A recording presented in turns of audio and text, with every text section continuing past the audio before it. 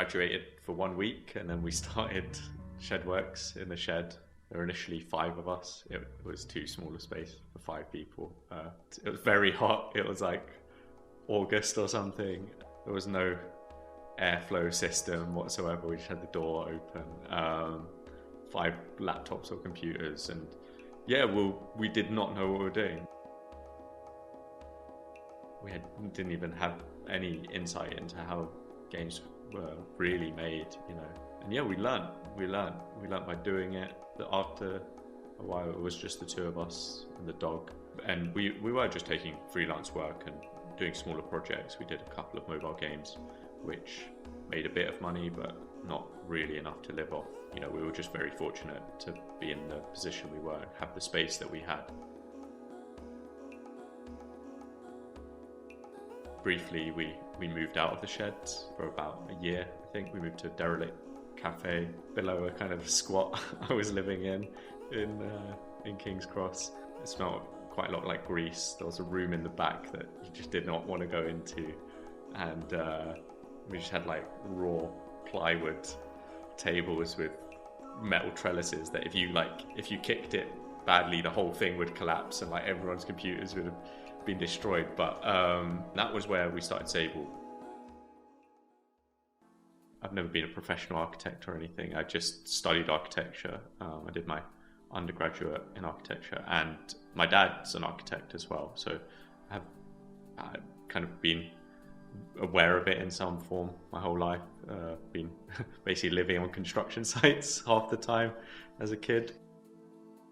You can tell different kinds of stories with architecture. You can tell stories about the past, or you can tell stories about the present, and you can tell stories about history and culture and philosophy, and you can tell stories about technology and the future too.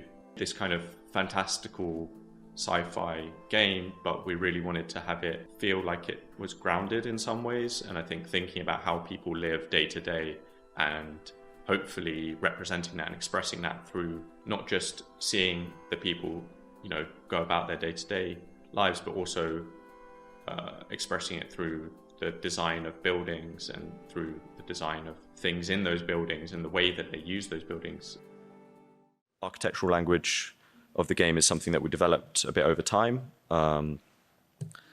We thought of it in 3 kind of strata. So we had atomic, monumental, and nomadic eras.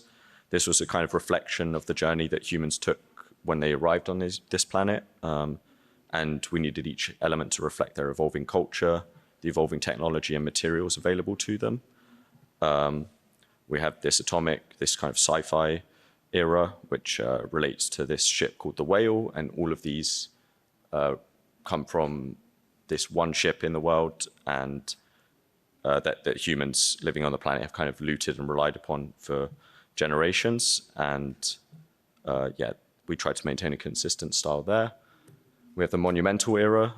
This comes from an era where humans have kind of tried to tame the land a little bit, and ties into some of the more unique contextual elements of the planet, related to like the hover orb ability, which we call the perpetual. And these structures tend to be more tied into religious practice, or historically had functional ideas behind them, like observatories, stepwells, old villages, or scouting towers. The idea is that they try to utilize rock and material. And then finally, we have this nomadic era, which is the kind of modern era of this world. And generally speaking, people are living in tents or in more fabric architectures. And this is people who have generally adapted better to the conditions of this planet, and kind of, yeah, that was the basis of that architecture. Each of these eras have their own design and visual languages, and we use color profiles and modular materials and props to tie things together, but we could also overlap these things and show them interacting, to show points of tension between them, but also create interesting variation. One example is the town of Etcria. This started off as a monumental cistern and then was converted into a town that's more suited to desert living, and you know, it has like outer walls to protect people from sandstorms, embraces technological solutions to heating and cooling, but that are more passive. And this was the sort of stuff that was inspired by our trips to Arquitetura, for example. And there are also moments where nature or ruin have kind of overtaken old structures. And I think it's really important to show this interaction to give the world a lived-in feeling. Some of the early references we looked at, so Wes Jones was one, more of a rendering reference, but there are some things about buildings and architecture as machinery and machines of living that are influenced by his ideas and aesthetic.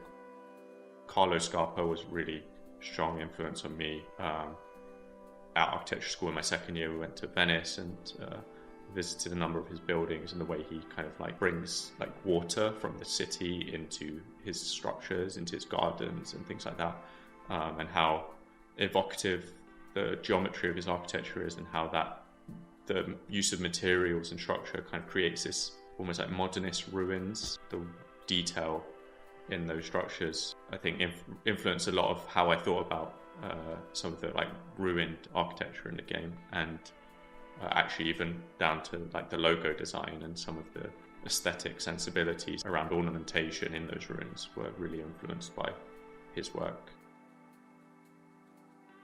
Even beyond that, it's utopian ideas of architecture and ways of living in deserts, for example. So one of the things that we did during the project, myself and Martin, the sound designer, we did a kind of road trip after GDC, went out to Arizona from San Francisco, and we went to a place called Arcosanti, and we kind of looked at this really interesting architectural experiment in the desert.